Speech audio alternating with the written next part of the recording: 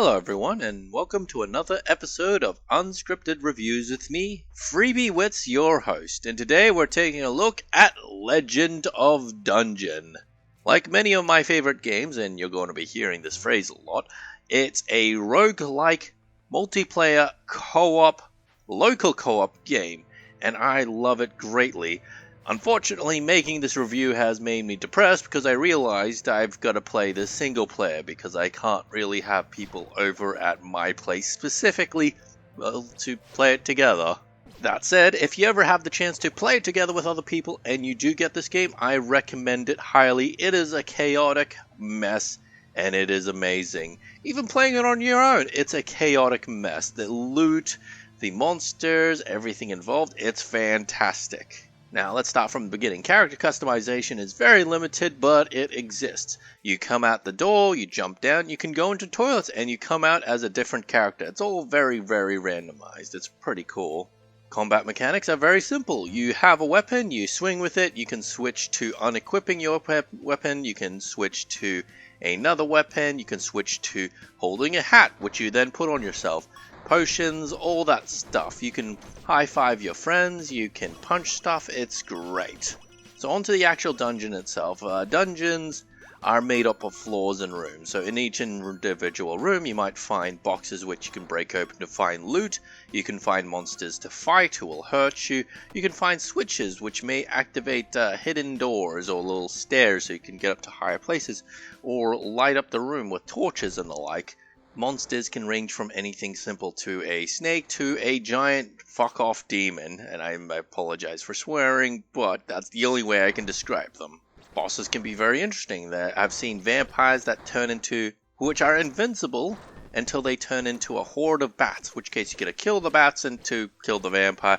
There are the giant aforementioned demons, there are ogres, minotaurs, they're all very, very scary. And the loot is amazing. Now, a lot of the equipment that you find in the game usually come with descriptors, things like awesome or something of protection, and they actually do have their little stats. You can find something really awesome that says clumsy something of sharp swordness, and these pieces of equipment are somewhat cursed, they have a downside. I find myself gravitating to equipment that lights up the darkness, even if they have subpar stats, because light and darkness in this game play a big part of visibility. Seriously, you start the game off with a lamp, but it does really, really bad damage, to the point where I usually use the sword or starting sword. If you're playing multiplayer, a good idea is to have one friend holding the lamp in dark areas so your ally can do the rest of the fighting without getting too lost in the darkness and such.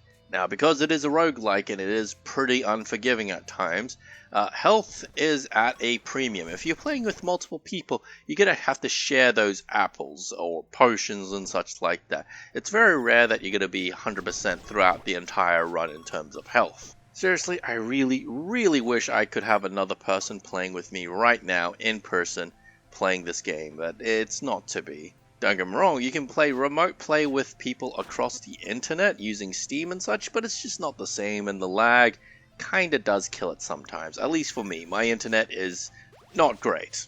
Anyways, I really want to talk about the loot that you can get. You can get actual freaking guns, but they're limited in ammo. The flare gun can backfire horrifically because it sets the enemy on fire, and the enemy usually wants to get in your face, and if they're on fire and get in your face, then you're on fire, and well, everything goes wrong from there. One of the most overpowered pieces of equipment I can find that makes it a bit more easy, not a very easy mode, but easier, are books that summon creatures. Now, the one that summons snakes is the weakest one. I like the ones that summon skeletons. Seriously, you become a freaking necromancer by the end of it. It is freaking amazing.